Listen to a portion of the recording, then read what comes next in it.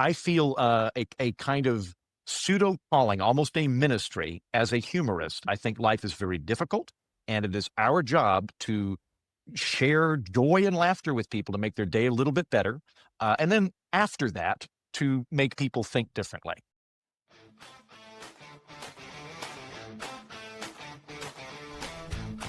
All right. I'm Laura Forcum, president of the Independence Center and a former marketing professor. I'm Lauren Hall, professor of political science and author of the Substack, The Radical Moderate's Guide to Life. This is We Made This Political, a podcast about making politics more about flourishing and less about power. We talk about living together in families, communities, and as citizens, drawing from our backgrounds in psychology and political science, and as parents.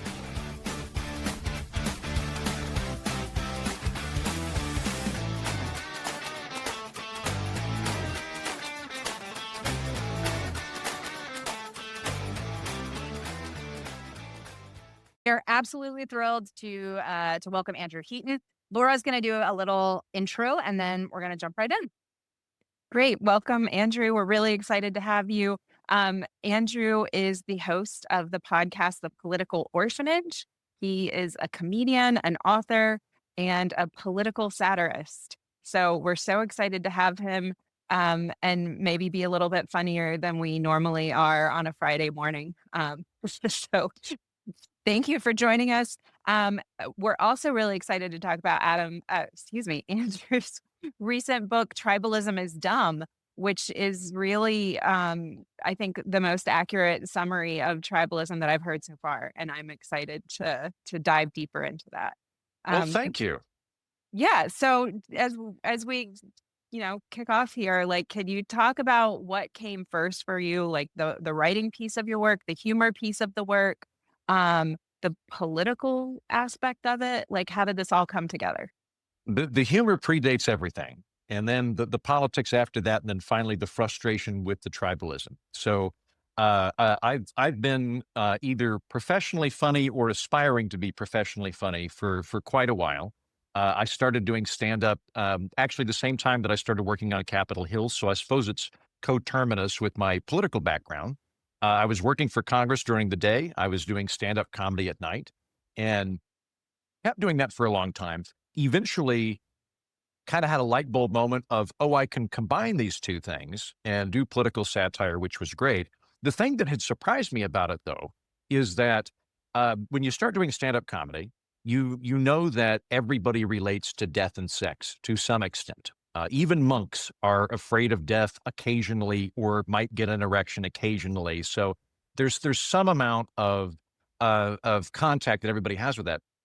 The thing that surprised me was just how high tribalism ranks for people. And it surprised me from the comedy side before it surprised me from the political side. On the comedy side, I did not realize that it was just as heavy for people as death and sex is. If I do a joke about you're not getting laid or we're getting older, whatever the thing is, generally people will take it. If you start making jokes about like, why do you like the Oklahoma City Thunder? They're not from Oklahoma, are they? Like, do the owners live there? Are the team, like when you start questioning why you're a member of a tribe, people get really, really irritated with you. And I kind of began observing that right before we got into the kind of increasingly toxic, partisan, polarized years. I went from working for Congress to eventually working in cable television and doing stand-up comedy at night in New York. And there was a sea shift that happened where when I first started doing it, like in 2012, not that long ago, maybe I was the crazy person in the room if I disagreed with other people, but it was kind of fine if I had different politics than them. I was just kind of wacky.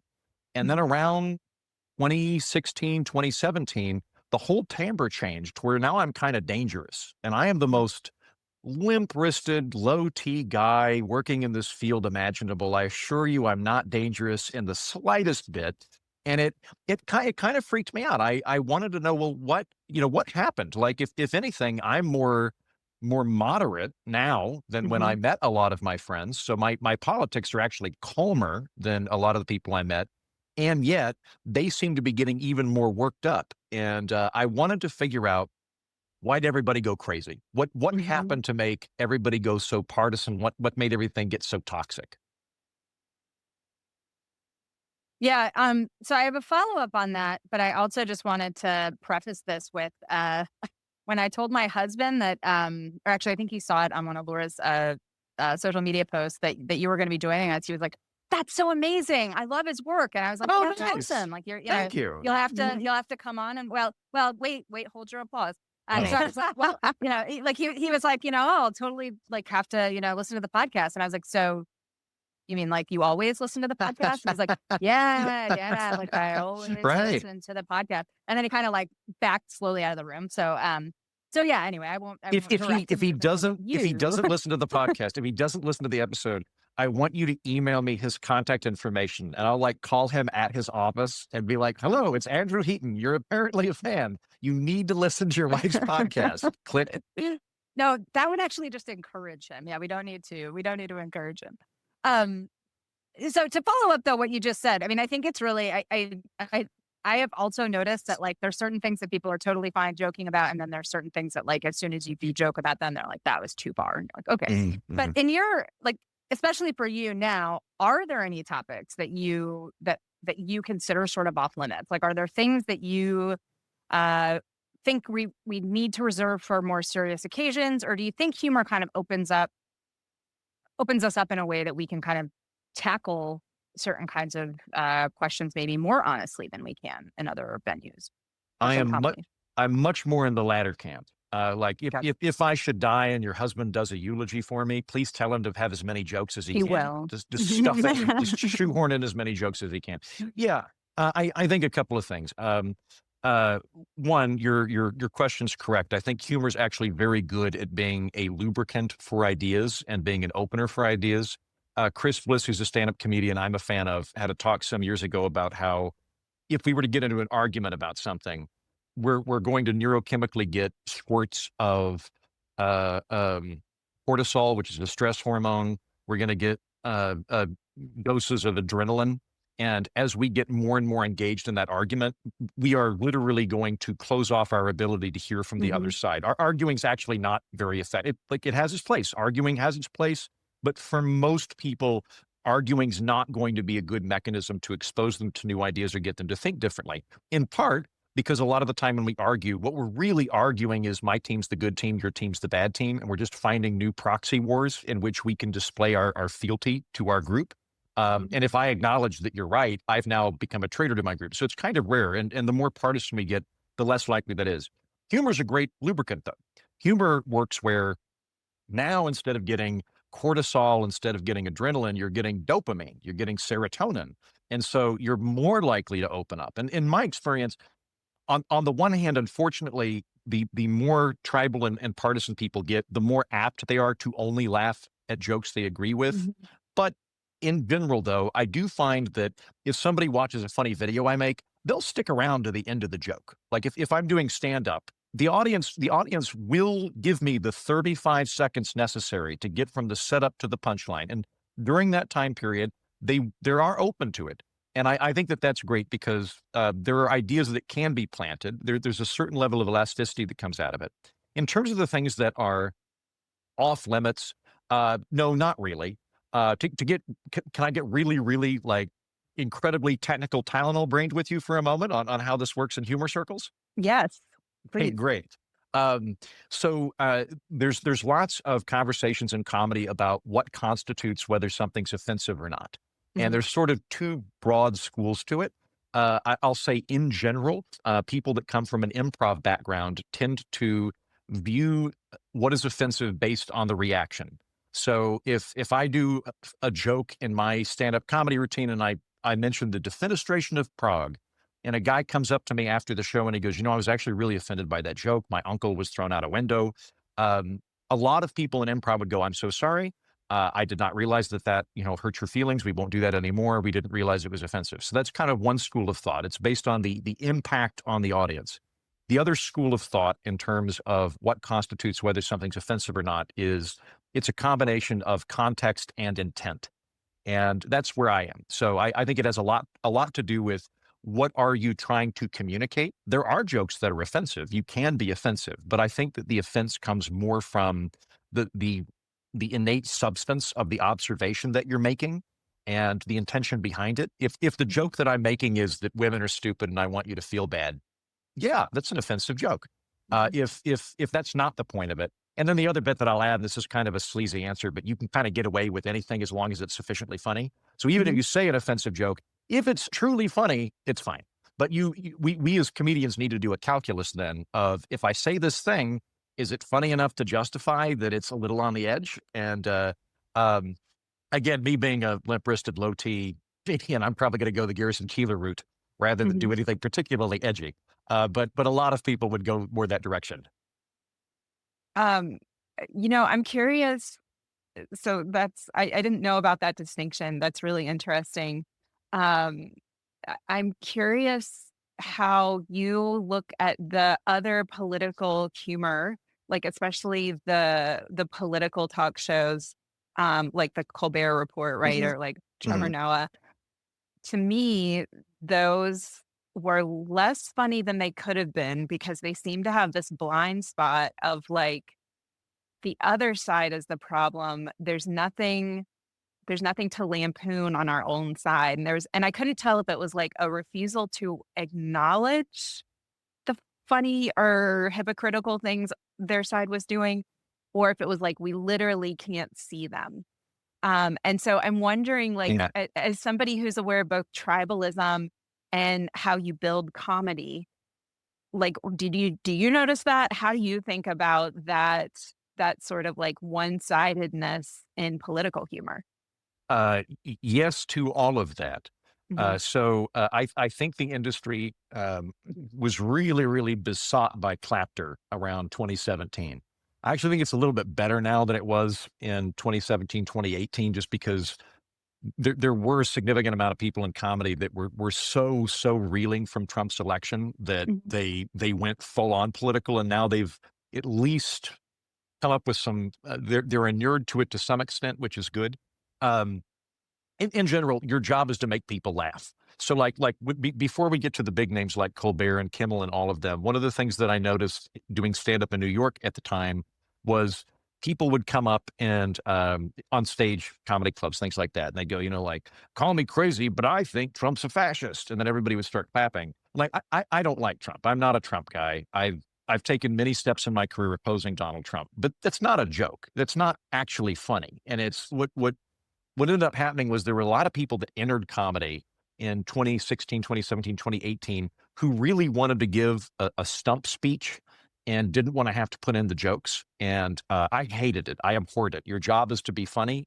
Life, like I feel a kind of pseudo calling, almost a ministry as a humorist. I think life is very difficult, and it is our job to share joy and laughter with people to make their day a little bit better.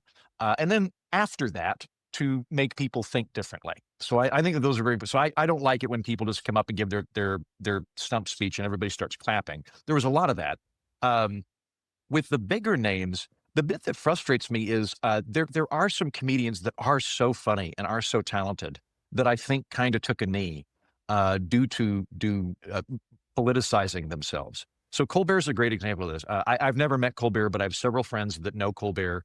Everybody uniformly says he's the greatest guy in the world. He seems to be a terrific human being. He seems to be a really nice guy. I will add, I think that like probably PJ O'Rourke was the greatest political satirist of the 1990s, and Definitely. Steve Colbert was the greatest political satirist of the 2000s. The Colbert Report was absolutely brilliant. He was absolutely funny.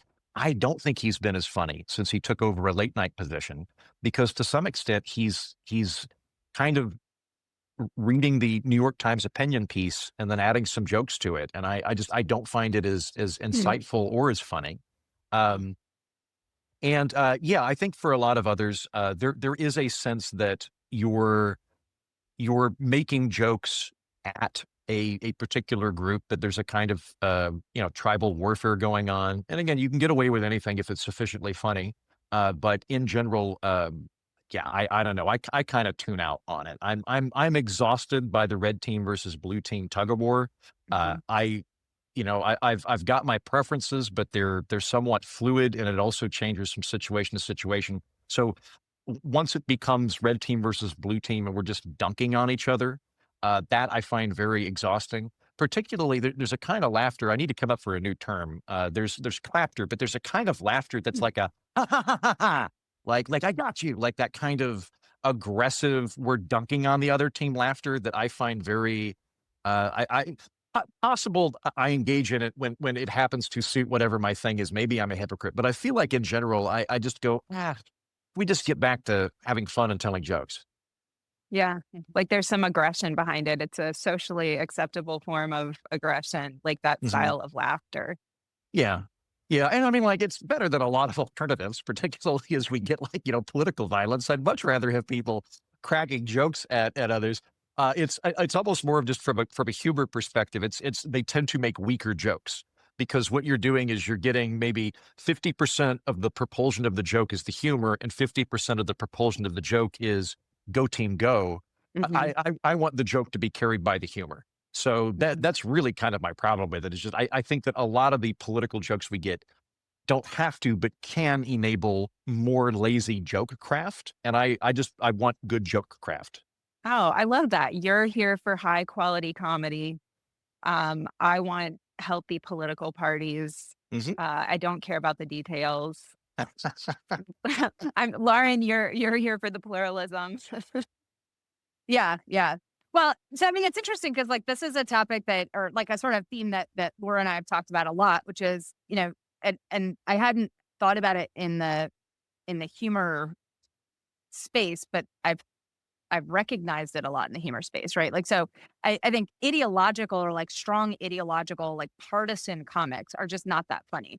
In the same way that like strong partisan policymakers usually kind of suck at policy. And part of it's that like if you're crafting policy to fit your partisan line, like your partisan whatever that party line is, you're not actually going to be solving problems. Like it's going to be kind of a shitty policy. It's not going to solve the problems that you actually really need it to solve. And I've seen this like in other contexts too. And so it doesn't surprise me that the same thing applies in humor. Like you're not actually doing the real job. You're doing Yeah. a second job, which is to actually be a good partisan. Yeah, Lauren, you raise a really salient point, and I think I can land this plane. There are bills that are put forth in the House and the Senate that are designed to fix a problem, and there are bills that are put forth in the House and the Senate that have no chance of succeeding and are not designed to succeed. They're designed as a Mhm. signaling mechanism. We're going to do this one bill. We know it's not going to get past the Senate, but we're going to do it anyway because it's a wedge issue, and we can signal to our in group that we are faithful to this particular cause. Or alternately, we can force the other team to vote no, even though if we were to modify this a little bit, we could get a consensus, but we're going to make them vote. Like I'm chummy with one member of Congress who told me that when he was on the Hill, he's now gone, but when he was on the Hill, he would go to the opposing party and say, I think I can vote for this bill. You just need to amend these couple of things. And they would tell him, we're not currently looking for other co-sponsors outside of the party, which was a polite way of saying we don't actually want the votes. Mhm. Yeah. We want to signal. And I think comedy is kind of similar to that. Is my Mhm. goal to deliver the humor? I think if you're in comedy, you could make people laugh or make people think. I think both are very good routes. Ideally, comedy does both. It is both something that causes you to see the world differently and have some degree of introspection, maybe change your opinions. That's great. Comedy's great for that. And or be very funny. But if it's just signaling go team go, and that's what you're up to, then you're failing the actual objective of what you're trying to do, and you're doing that kind of virtue signaling bill, or tribal signaling bill might be better way to put it. Mhm. Yeah. Yeah. Yeah. Do you so that makes me wonder, um, do you think that humor like, do you have examples of humor changing somebody's mind on a policy issue or, like, a larger ideological question that you have? Like, has that happened, or is that even a goal that you have? So on I'm trying to think of if I've had people change my mind through comedy. Mhm. Maybe, but it doesn't tend to be epiphanal. On my end, what I'm trying to do. So I'm a political satirist. So I am either a not very successful comedian, or B, a very funny journalist. I'm somewhere in that spectrum. I'm somewhere in there, right? So I do have a viewpoint. I'm not agnostic when it comes to politics. I do have a preferred political economy, and I've got my goals. There are things that I would love to disseminate into the general population. Where I've arrived at in my desires and what I'm trying to do, I'm not really trying to convert anybody at this point. In fact, I think it's kind of a fool's errand to try to convert people. If I've got a video that I put up on, for me, it'd probably be like zoning reform, which is my bugaboo. I'm really big on zoning. It's something that I harp on a lot, right? The likelihood that I'm going to get people that disagree with me to go, I'm on that guy's team. I'm whatever he is. I'm a Whig. I renounce the Democratic Party. I renounce the Republican Party. That I think is very unlikely. What I think is a much more likely force that you can actually accomplish is I have the ability to potentially make other people a smarter version of what they already are. So if I'm trying to make a group of Republicans laugh or a group of Democrats laugh, unlikely I'm going to get them to become an independent like me. And I'm not sure that I want them to become independents like me. I want there to be smart, good, decent, intelligent people in the Republican and Democratic parties. What I can kind of do is chip away at some of their dumber ideas to where I'll give an example. I don't think price controls work very well. I don't think that they're efficient. I don't think price controls work very well. For that reason, I don't think increasing the minimum wage would be a good idea. Not because I don't care about poor people, but because I think it would lead to increased unemployment, all that stuff. Could be wrong. That's my vantage point, right? If I'm making a video or I'm making a series of jokes about the minimum wage with somebody that disagrees with me, they're not going to come to my position that it's a bad idea in general. They're unlikely to do that. But what they very likely might come to is, we need to increase the minimum wage, but there's a smart way to do it and there's a bad way to do it. And I might be able to highlight to them within their own framework. I might be able to highlight to them, these are the bits that really wouldn't work very well, to where they go back to their tent and go, I'm still on board with this goal that we have, but let's do it in this other way. Cause I'm now aware of these dumb things. We could do it with immigration with the Republicans. There's lots of different ways to do it. But I think in general that humor works better for that. Humor's good for planting seeds of cognitive dissonance that might sprout later, where there's some niggle at the back of your head where you're like, that made me laugh. Something's wrong here. Maybe that will sprout later. And I think it's good at getting people to, chip away at some of their more groupish positions to arrive at a smarter version of whatever their overall position is. Yeah. So I think and this might apply less at the sort of, professional comic level, but I know in my job, I'm sort of I'm an author, but I'm also an academic administrator, which is an area that you would expect humor to not come into. But it actually opens up lots of avenues for humor in the sense that, like, we get to take all sorts of shots at the bureaucracy all day long. But one of the things that I think it can do is obviously it can, and I don't think that this is in the same way that, like, tribalism has both good and bad elements, right? Humor can build trust, and that's both a good thing and a bad thing, right? You maybe shouldn't always trust people who make you laugh, but I think it does build a kind of connection. And this is why I think people felt so connected to Stephen Colbert, right? Like he was first of all willing, I think, early on to take shots at both sides, but he was also funny, and he obviously is a good guy, right? So there's all these kinds of things. But I think one of the things that humor can do in our interpersonal relationships is it can build trust. And so all of the hormones that you mentioned at the beginning, right? You add in oxytocin, which is one of the bonding hormones. And so it actually makes it easier for people to connect with each other. And so, and that, I think, once we let our guards down a little bit, it's easier, especially if someone has a policy position or something that you really disagree with. As you pointed out at the beginning, right? It can take the temperature down just enough that maybe you can start having a conversation. So it's not that, like, humor is a magical lever that turns off antagonism or switches people's minds, but it's like a little opening that you can start kind of getting into to have conversation. Yes, I think so. A couple of things to explore on that. So comedy kind of, the sword cuts both ways in terms of liking you. So if you like the comic, you find them very funny, then you're apt to develop some kind of personal connection or personal relationship with them, which is great. However, on the flip side of the coin, if you don't find the stand-up funny, you just don't like them as a person. So this is one of the weird things for stand-up comedians. Like, I'm all stand-ups are incredibly envious of musicians for a variety of reasons. One, they don't have to do new content every time. Like if you're a musician, they want you to do the same stuff. I can't go to the same club in a month and do the same content. I have to constantly develop new stuff. So I'm very envious from a labor perspective. Also, I don't get groupies. Like maybe 3 times a year, some guy at Home Depot shaped like a bathtub will recognize me. Like that's the extent that I get it. So like musicians have it great. But if like somebody's playing guitar on stage and you don't really like it, you're like, not really for me. But if I'm doing stand up and you just don't like the jokes, you're like, I don't like him as a person. So it can be very cutting.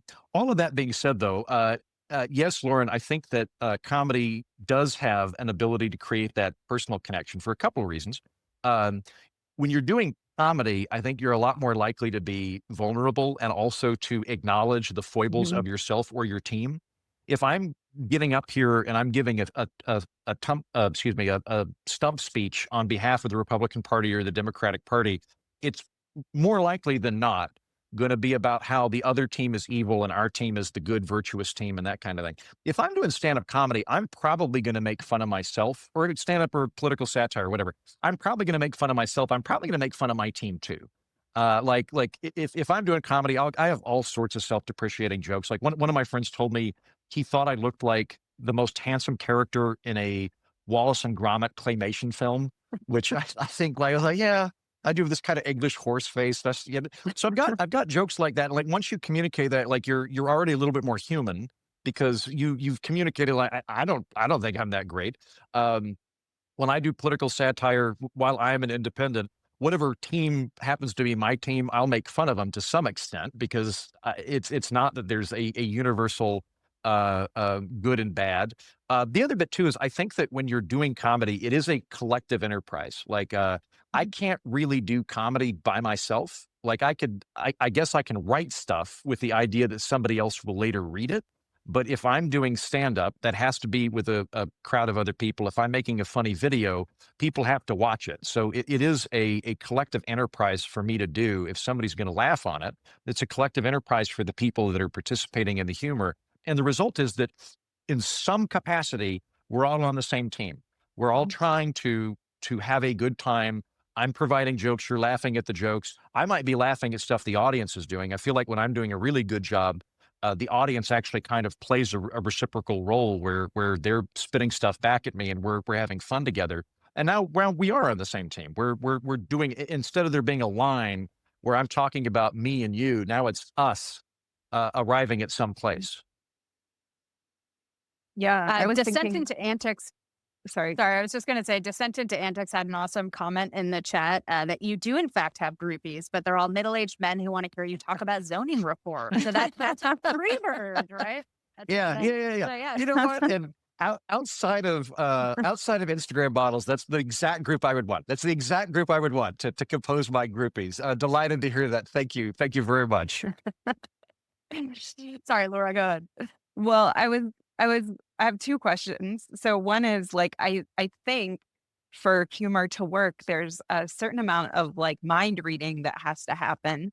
And it's not just how you are reading the people you're talking to, but it's also how they're sort of perceiving your intent. And I think it's a lot more complicated than just just saying words, right? Like I could deliver a message and make a case in favor of an idea, right? And people could receive that. But for humor to work, it seems like there has to be this sort of like back and forth of understanding intention. And I'm wondering if you think that our ability to sort of mentalize other people or understand other people has changed is it post-COVID? Is it more time like typing, texting into screens?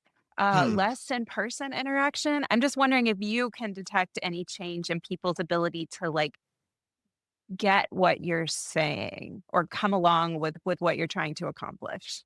That's a really interesting question. Let me think. I'm going to ramble for a minute. What is Okay. the swearing policy on the show? Just so I'm going to bring up an I anecdote in a minute. I Is don't there? Well, I know. just swore.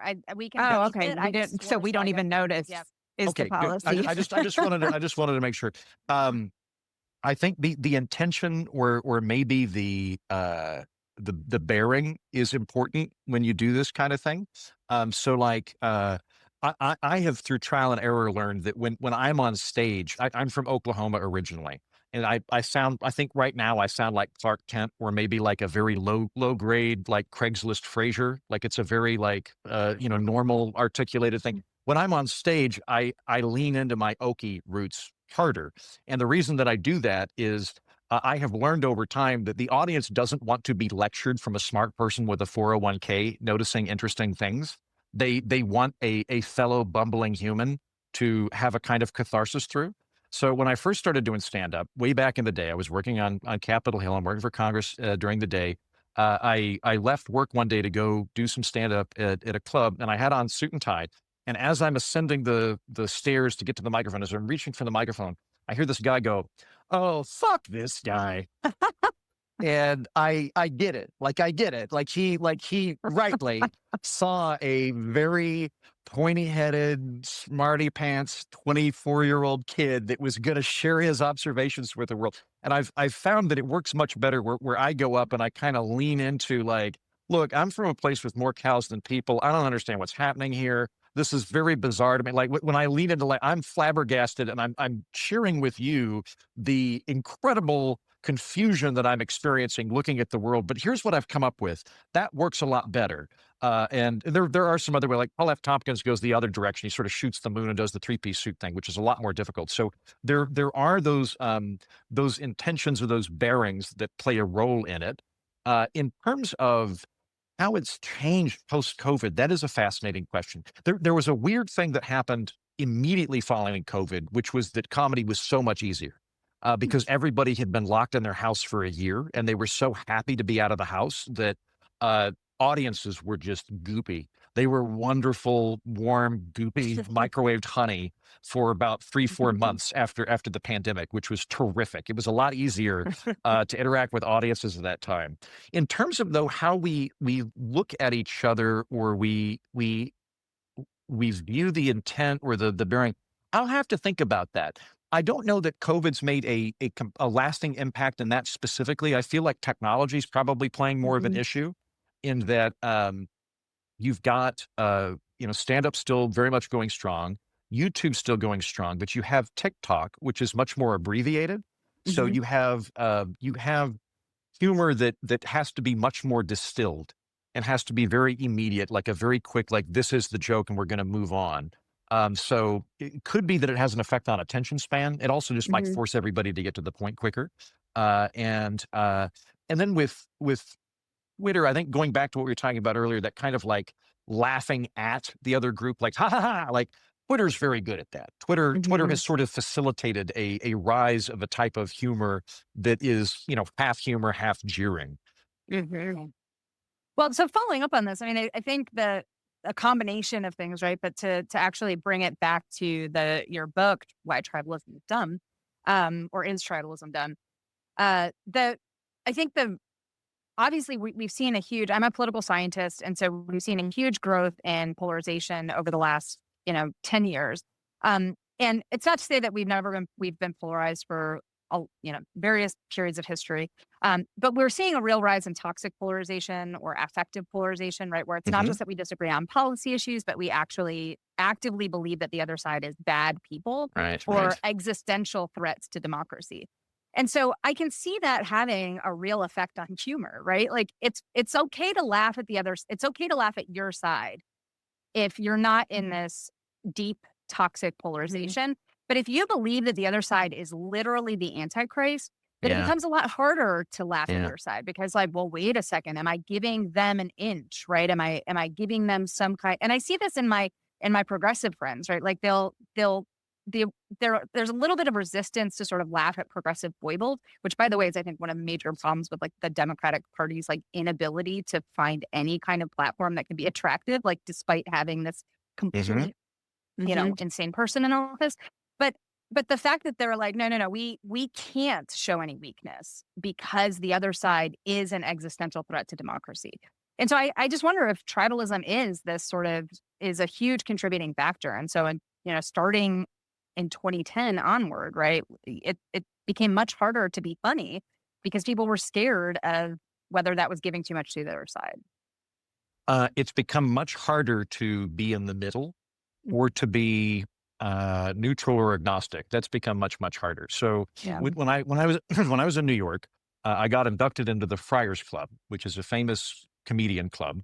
I got there shortly after it had been raided by the FBI, and I left before it became a mob front and then shut down. So I was there at the last gasp of any type of legitimacy that the club had. But I was watching some of the old videos, the Friars Club roasts. So if anybody knows like roasts on Comedy Central, those are descended from the Friars Club. The Friars Club eventually sold the rights to them. But the idea of comedians getting together and writing funny monologues about their friend, that's a roast, and it comes from the Friars Club. And I watched a Friars Club roast from like maybe, I don't know, 65, 66. And you can't really tell what the politics are of the people that are engaging in the roast. They could be like, if it turned out every one of them was like a California Republican, wouldn't have surprised me. If it turned out that they were Democrats, wouldn't have surprised me. And then after they're going through, and they've made some political jokes, but it's fairly ambiguous. Their featured kickoff guy was Spiro Agnew, the Republican vice president of Richard Nixon. And they're all kind of making fun of him. But it's not like, poking him with a screwdriver. Like it's kind of ribbing, see you at the country club. And I look at I can't even fathom having that kind of relationship today where we would have a large group of high profile legacy media comedians bringing on anybody that's a Republican and having that.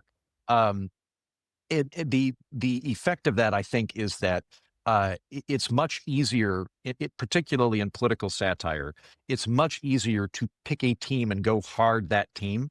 So like my podcast is called The Political Orphanage. I would do way better if I called it Drinking Liberal Tears with Andrew Heaton, or if I called it Punch the Fascists with Andrew Heaton. Either one of those would be a great signaling mechanism to bring people in. If you're in the middle or you're independent or you're free floating, whatever, I'm some kind of mutant. It's more difficult.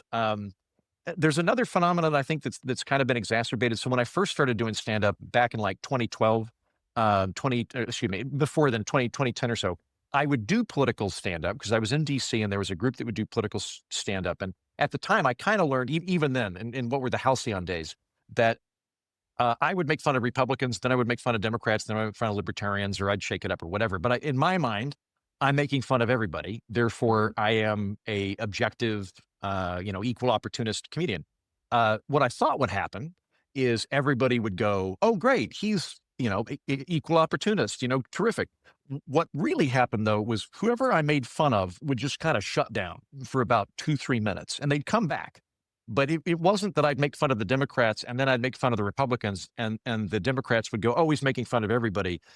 People would kind of disengage and I'd have to bring them back. And it happened to everybody. I think that phenomenon is more exacerbated now.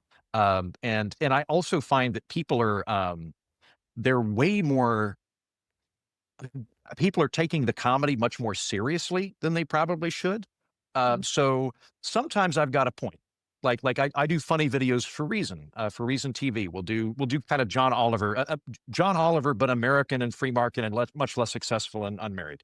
But like that kind of venue, where we'll do some particular policy prescription. Well, we'll talk about healthcare, something like that. So there will be a central point to it. It'll be like this is the diagnosis, this is the thesis. That will all exist. But then there's just a bunch of holes we shovel jokes into. Like that's it. It's just we're just shoveling jokes into holes. And I'll find that in the comments, if Trump comes up ever, in anything that's perceived as a slight to Trump, there will be people that are like, how dare you make a joke at his expense? Like he's the president. I'm going to make fun of the president, whoever the president is. I did it with the last guy. I'm going to keep doing it.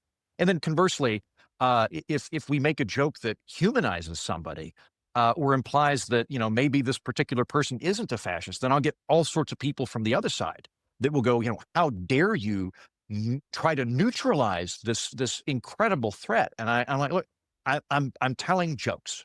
It's not, it's not my, I'm not writing you an exegesis that's going to appear in think tank literature. I'm not writing my own Project 2025. I'm writing jokes that have the politics is just the conveyor belt to get you the joke. That's it. It's just the scaffolding that I'm using to hang jokes on. And so people are taking it much more seriously. And I think that probably does correlate, Lauren, with the increase in effective polarization. And it also just has this weird sense of increase in stakes. Like I hate, and it's holds back my career. I don't like how many people only want to laugh at jokes they agree with and won't laugh at their own team. Like on my end, I really like The Onion. I also think the Babylon Bee's hilarious. I think the Babylon Bee's really, really funny. And there are other groups too that are kind of comparable that I'll go check out from time to time. I'll laugh at a funny joke, even if I'm like, oh, you got me. Oh, that, but it's a funny joke. There's a lot of people that just aren't in the mood to do that. And I think that it's making their own lives less mirthful as a result. And it makes them less fun and approachable to talk to other people too. So I don't think it does them any favors. Well, first of all, we've watched some of your videos with our kids, so I don't know what that says about our parenting, but they're Nice. they're very funny. That Thank you. PBS one is Oh particularly yeah, nice. thank you very much. Puppets, I yeah. pushed for the puppets for years. I was like, we got to get puppets. And I was like, It was here's the great. thing with puppets. They look like people, but they're not. Inherently funny. Puppets are inherently funny. So I was pushing They for them are. a long time. I'm glad you liked that video. Thank you. Yeah. That works great. But in terms of the stakes, so someone in the comments actually asked, like, but does anyone actually think that someone they disagree with politically is the Antichrist?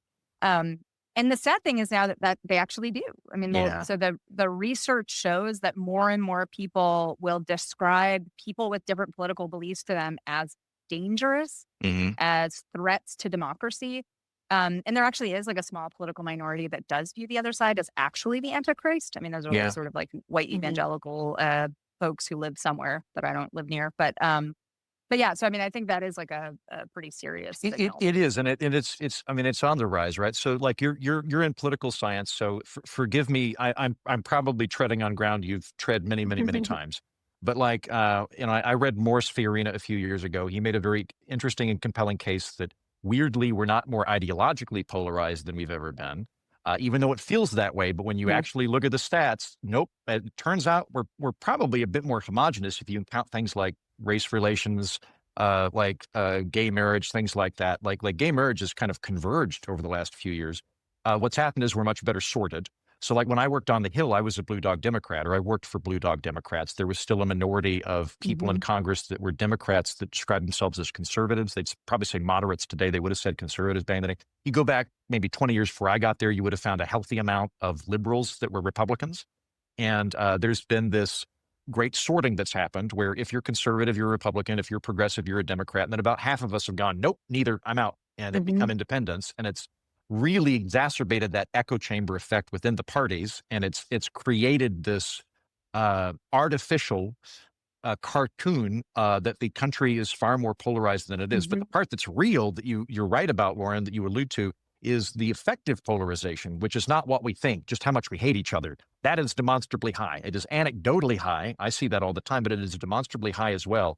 And that's really sad. I'm very much in agreement with you. And I hope that the listener that says, does anybody actually think anybody's the Antichrist? I hope they're living in some wonderful town that has been blithely unaffected by any of the politics in the last 10 years. Don't leave. Stay there in Mayberry or wherever you are. There are people, and it's sad. Like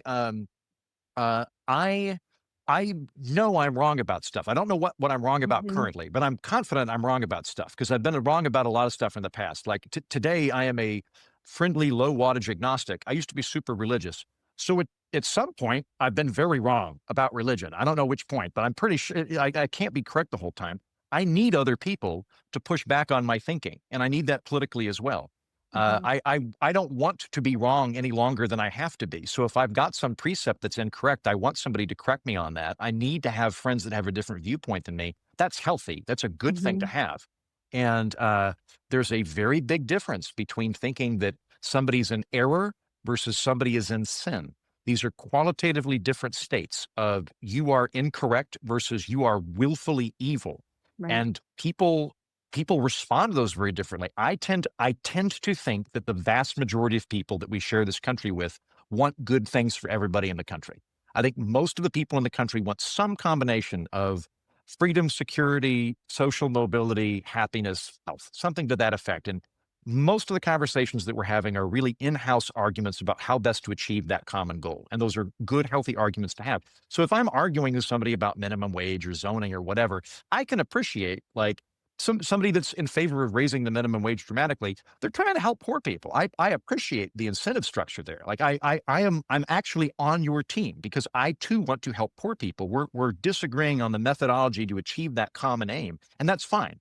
I'm going to judge you on your intent. I'll judge your policy on the outcome, but I'll judge you on your intent. Yep. But if you're willfully evil and you've decided to vote a particular way because you hate America or you're a bigot or you're selfish or whatever, well, now I'm justified in being a dick to you because you've decided to be a subhuman, and it perpetuates this entire cycle. On the macro level, there's a very big difference between viewing other groups of people as opponents or as existential enemies. An opponent is somebody that I disagree with, but I can go hang out with them.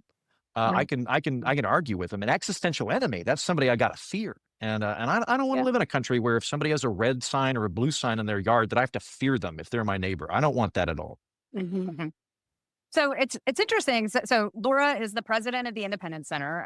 I have a Substack, The Radical Moderate's Guide to Life. I consider myself sort of politically homeless. You have a podcast called The Political Orphanage. So I think all of us are sort of convening in this space, and it's a growing space of people who are just saying like, F this, right? Like the two tribes that were being asked to join both suck in different ways, but they both kind of suck and maybe not. Yeah. Do you want their King Joffrey or do you want Ramsey Bolton? Those are your exactly. options. Think of one of them's got good Exactly. executive experience. The other one's a new outsider that can really shake things up. But then the thing that like makes me crazy about that is that people spend all of this time looking at King Joffrey versus what's the other one? The Ramsey Bolton. Oh yeah, Ramsey Bolton. Right. Looking at those two and going, gee, voters really love it when you skin them alive or feed them to dogs, don't they? And it's like, no, you've constrained the market to the two most bizarre human beings in America, and you're trying to understand voter preferences based on this. Like, this is an exercise in insanity. Can we actually listen to what voters actually want? And the answer is no, we can't, because the parties don't want us to. And so that's what I'm here to fight against every day, all day. I wish you great luck in that fight. That is a very, very good crusade for you to be doing. And I'm very much in agreement with you of your assessment of that. I think that the country is artificially being forced to pick between things. So a good conversation to have right now is gerrymandering. Texas is gerrymandering. There are other states that have already gerrymandered. California is thinking about doing it in response. Texas is actively gerrymandering. It's horrible. If you're in Texas, you should write to your representative. It's abhorrent to the republic to have politicians pick their constituents rather than the other way around. It's a bad thing. Texas legislature should be ashamed of itself, right? So that's geographic gerrymandering. I think what people a lot of the time don't really think about is that we have willfully or accidentally ideologically gerrymandered ourselves at the same time. The way we set up the political structure in the country is one that doesn't actually deliver a realistic interpretation of what voters want. It has a kind of artificial winnowing effect. Because we've got a closed primary first past the polls system, if I'm in Oklahoma and I'm running as a Republican, well, I know that in my congressional district, maybe like 8% of the Republican voters are going to show up in the primary, and I'm going to win because I'm in Oklahoma. Right. Like whoever wins the Republican primary wins. So this is the election, right? So the only election that counts is the one where the most extreme people in my party show up. So I'm going to go as conservative as I can. Also, my district's, let's say 70% Republican, 30% Democrat. I have no incentive to talk to Democrats now if I get elected. Why would I do that? All I'm doing is inviting some guy to primary me for being too cozy with the enemy. So I'm going to get elected to be the most conservative guy, and then I'm going to vote incredibly conservatively. same thing if I'm in, say, like, I don't know, California or urban New York City or something like that, where I'm going to be more progressive than the overall district. And you get this weird thing where Oklahoma, very conservative state, probably less conservative than the people it's asked to select between. I interviewed the mayor of Oklahoma City here about 3 years ago. I did a special on the political orphanage on cities. So I brought on mayors and architects and city planners and things like that. I just got really interested in urban planning, and spoke to the mayor. He's a Republican. He brought back the Civil Rights Commission, and he marches in Oklahoma City's 2 gay pride parades. We're very proud of that. We have one more than San Francisco.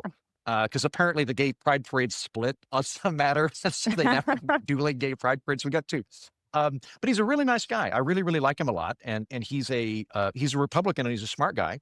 And I said, I don't mean to ask you this in a snotty way, but you seem very out of step to me with the rest of your party nationally. Like, what's going on here? And he was very upfront. He went, "Oh, that's because we've got open primaries and ranked choice voting in the way we select this." So he goes, I just have to be on the top 5. I just have to get 20% of the voters to want me on the ballot, and then I can run as myself. And it turns out the city is much more moderate and much less inclined to get firebrands. But if we had a system where I had to go Republican or I had to go Democrat, I couldn't get through it as moderate that appeals to the majority of people in the city. I couldn't get through it. But as it is, where I'm able to be a much more thoughtful, less firebrand type guy, I have great appeal to a lot of Republicans and Democrats and independents when I get on the ballot. And he got reelected by a really high margin. And so I think a lot of the time the constraints that we've got in the country compel us to artificially go in these directions, which really aren't emblematic of the actual consensus. Absolutely. And it used to be that local elections were one of the few places that you could escape that. And I mean, I think at the very local level you can, but it's becoming harder and harder for people to do. And so you're losing even that bench, right? Like the people who move up to Congress from local, right? They get a reputation as being problem solvers, right? Like that used to be the bench that would feed thoughtful, moderate, or they don't even have to be moderate, but just thoughtful, nuanced politicians. That bench is eradicated. And I've mentioned this before on the podcast, but I was chatting with this woman from Colorado who was, she got primaried by Lauren Boebert when she did the carpet bagging, when she moved districts, because it was clear she wasn't going to get elected in her district. And this woman lost the primary by like 120 votes. So like these people are not winning because there's huge majoritarian support for their policies. Most people think they're nut jobs. But they're winning because they understand how to use the system, and they're winning because the system is set up to do exactly the kind of, splitting and fragmentation that you pointed to. It's also like when you get into the numbers, it's actually very disheartening about the robustness of democracy in our country. When you look at like the actual amount of turnover in elected office in the United States, I mentioned in the book Tribalism is Dumb from maybe I think 2020 is the election I was working with, but I looked at the data on all elected offices from the state level up, I think. I don't think I went into state legislatures districts, but like governors, members of Congress, Senate, and a few other things, the attorney generals, things like that. And in an election that was allegedly like a huge shift, it was like a 93% incumbency rate. Like it had very, very low turnover. And then when you start looking at how many people actually vote, when you look at the primaries of the amount of people that vote in the primaries, which tends to be in the majority of elections, the actual election, it's very, very low. And so you have like, you basically have, one group picking their crusader, another picking their crusader, and then all of us that don't really fit into the thing have to juggle between them. It's there's a reason that there's so much discontent, not just with politics in the country, but with the 2 major parties. The fact that like half the people in the country are registered independents now. And people will push back on me and they'll go, well, but they're not real independents. They will reliably vote Republican or Democrat. And it's like, yes, that's true. The majority of people that are registered independent are pretty reliably for one party or the other. Doesn't that still say something that they're so disgusted with their party that they don't want to be in it? Like, doesn't that indicate great discontent with the current system?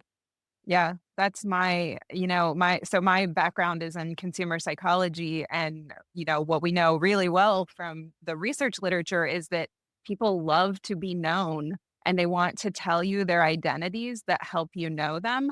And the fact that they look at both parties and say, if I put this label on myself, you will not understand me, ought to Mhm. concern the parties. Yes. Um, Yeah. Right. And what we say at the Independent Center all the time is that these independent voters, the thing they do that's really valuable to our political system is they swing vote and they split ticket vote. So they are not available as a cohesive block that the parties can move. And that's what we need for democracy to work. They're the voters we need. Although certainly an area of strong bipartisan agreement is that these people shouldn't vote and that we should keep them out of the game that the two parties have rigged. So, Yeah. If yeah. if we were to do top five prime, like what if I were redesigning the system, what I would do is just go get ballot signatures, and the five Mhm. candidates that have the most ballot signatures get on the ballot. That's it. They can Yeah. all five of them can be Republican, all five of them can be Democrat. It's unlikely, but whoever has the most ballot signatures, they get on the ballot, and then do ranked choice voting, and you would have a completely different country at that Yeah. point, and it would be much more. It would be much more emblematic of the actual country. Like you look at a lot of states, and it looks like this tidal wave of red and blue, and then you look at it, and Mhm. you're like, but like 40% of the people in that state are members of the minority, and they get zero representation. Yep. And yeah, there's a lot we could aim to fix. Yeah. When you truncate data in this way, right? Like you have a range from 1 to 100 and you chop it into 1 to 50 and 51 to 100, right? Which is basically what you're doing with red and blue. You've hidden actual reality. And that's why you have these races where it looks like a red district and you'll get a Democrat who wins it. And it's because you've hidden the actual preferences of those voters by describing the data in that way. So Mhm. I do think both parties are in for some surprises in the years going forward with the number of independent voters and independent candidates. Well, I hope you're right, Laura. I had on your colleague Adam Brandon Right. on my show, The Political Orphanage, and he put forth a very intriguing and compelling strategy of something that you could do. You perhaps you talked about it earlier. I won't do it. If anybody wants to listen, they can come to the Political Orphanage. But a lot of the time, third party movements or whatever tend to have a kind of ceremonial element to them. And it seems to Mhm. me that what you all are working on is a very concerted strategy of being able to leverage a tight electorate in a way to effect change. And I wish you the best with that. I hope that it's Thank effective. you. I feel good about it. Well, we're a little over time. Thank you for sticking with us, Andrew. We like to ask our guests the last question. We like to end on a hopeful note if we can. Mhm. What are you feeling optimistic about right now? What are you like? What's keeping you hopeful and alive at this point in the dumpster fire that is 2025? Hey, the great news, I can bloviate on this for a minute. I'm a congenital optimist. I actually am very optimistic long term about everything. May I also quickly pitch my book Yeah, before I yeah. get into the optimism stuff? Hello, listeners and viewers. Lord Uncle Heaton here. I wrote a book called Tribalism is Dumb, where it comes from, why it got so bad, and what to do about it. And we probably covered about maybe 10% of the book in the conversation today, but about 90% of it hasn't been covered. It is an attempt to figure out why things got so partisan and toxic. And I do so by figuring out why we are tribal and partisan by nature, where that comes from, why it's baked into us, and if so, why did it get bad? So I'm going to make a promise to you. If you buy the book, I think it's like $15. I don't remember if we changed it for inflation. I promise you, I can't fix your friends. I can't change anybody's mind. What I can do is I can make you less baffled about what's going on in politics right now. I can make you less confused. You will have a lens with which to understand everything. And I think it will make the whole world a little bit less daunting to you, and it would be worth it. Now, if you're thinking, I like the sound of this guy, but I'm illiterate. I don't want to read a book. Problem. I have a podcast called The Political Orphanage, which would be very much sharing the Venn diagram with the program that you're listening to. I am very tired of red team versus blue team stuff. I want to fix things. I want to problem solve. I want to encounter other ideas and be challenged by them. And the people that listen to my show tend to be very, very smart people that like having friends they disagree with. So you might very well find a home at the political orphanage. In terms of things that I'm optimistic about, uh, I'm fairly optimistic in general on long-term everything. I've had conversations here recently with friends that believe that we are in the vestibule of the apocalypse. And I actually had a very dispiriting conversation with somebody where they just had a kid, which is good. And they had a member of family berate them and say, how could you bring a child into this world? And I thought, how awful that that would be your response to having a baby.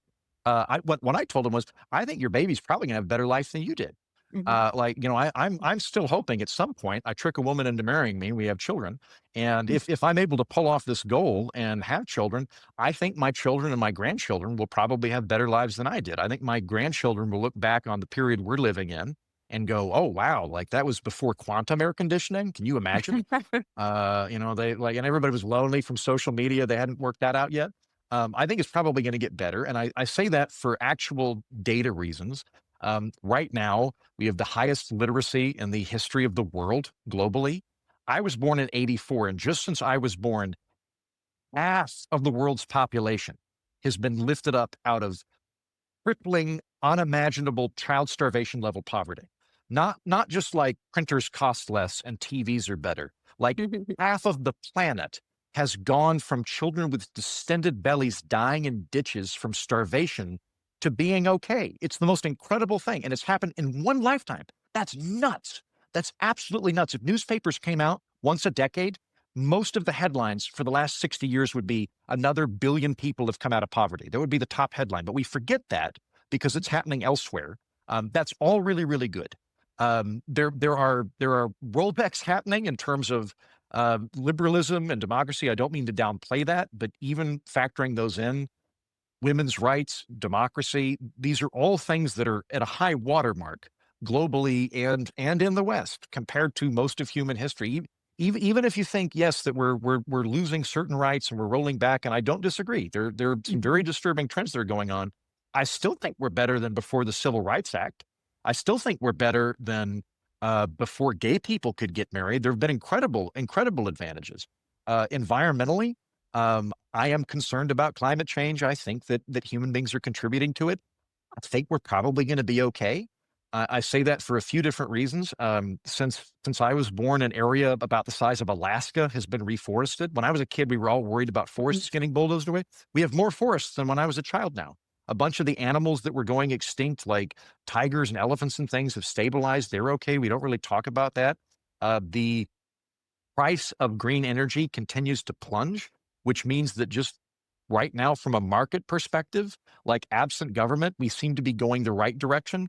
Maybe it won't be fast enough, but the vector appears to be going in a positive way. I interviewed a guy named Professor Weber from UT a couple of years ago, and he also thinks climate change is happening, but he's very much an energy expert. And he's like, yeah, like the good news is like the price of solar panels is dropping so much. Like we're going to get out of fossil fuels. And then on that note, with all the doomsaying about climate change, all of the models that have us dying from climate change are predicated on the IPCC's models, the what is it? I can't remember. It's the IPCC. It's kind of the UN's gold standard of climate change modeling data. They're all predicated on we're in trouble because the developing world is going to develop and industrialize. That's what we're looking at, is that other countries are going to rise to our level of industrialization and affluence.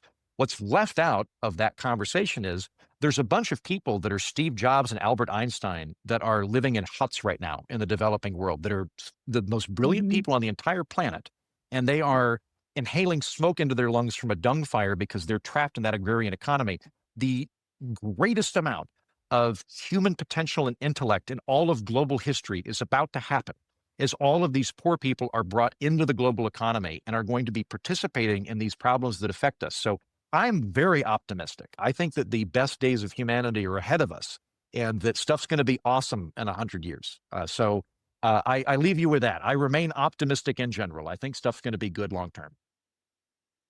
I think that's the That's most awesome. optimistic the most optimistic answer to that question with the most factual basis. that we've gotten so Yeah. far on the Thank show. you. So I have to see. you get a I prize. get into these arguments with people do you have you heard of Paul Ehrlich? Paul Ehrlich and Simon. Paul Ehrlich's this famous doomsday economist. He went on Johnny Carson 18 times. He became a celebrity, telling everybody that we're all going to die. We were all going to starve to death by the year 2000 because could you imagine if there were 6 billion people on the planet? There'd be no way to feed anybody. Those guys, the doomsday people, always sound like a prophet looking to the distant horizon, and they're grim because they're weighted down by the severity of the future. And then the optimists sound like used car salesmen. We're trying to sell you extra mats or something like that. For that reason, because I think we're right, I like to look at the data because it's not just a hunch. I think it's actually where we're headed. There's some part of the human psyche that wants to grip onto the negative part. Yeah. My Substack post this week was actually on this exact point that like because it's so all the negativity bias that the media and algorithms and everything brings to bear, it's really easy to forget that like, hey, we're actually living in an incredible time, right? And there's a lot to be really, really excited about. And yeah, we've got to stay vigilant, right? Like you can't just expect the progress to keep continuing. But well, thank you so much. This was amazing. We made this political. So for those of you who want to listen to this episode when it's edited and when it drops, you can find us on We Made This Political on Stack. There's also a YouTube channel that you can subscribe to and watch if you are that kind of person. You can also watch it on Substack. In the show notes, we will have all of Andrew's amazing contact info. Well, not like his personal contact info, but we'll have my address, where I am on Tuesdays at 11. His detailed schedule. We'll have his book, Tribalism is Dumb, the Political Orphanage podcast, and anything else that he would like to share with us. So please connect with Andrew and subscribe to our show, We Made This Political. You should also check out Laura's Substack, How to Human, and my Substack, The Radical Moderate's Guide to Life. Can't help but do a little bit of self-promo there. But Andrew, this was absolutely fantastic. Thank you so much. Thanks, everyone. Have a wonderful weekend. Bye. Bye-bye. You've been listening to We Made This Political with Laura Forcum and Lauren Hall. You can find us on Substack, Instagram, or LinkedIn. The podcast Substack is We Made This Political. Laura's Substack is How to Human, and Lauren's Substack is The Radical Moderate's Guide to Life. Subscribe and share if you like what you hear, and please also rate and review on your favorite podcast platform. That really, really helps other people find our work and means a lot to us too. Thanks for listening.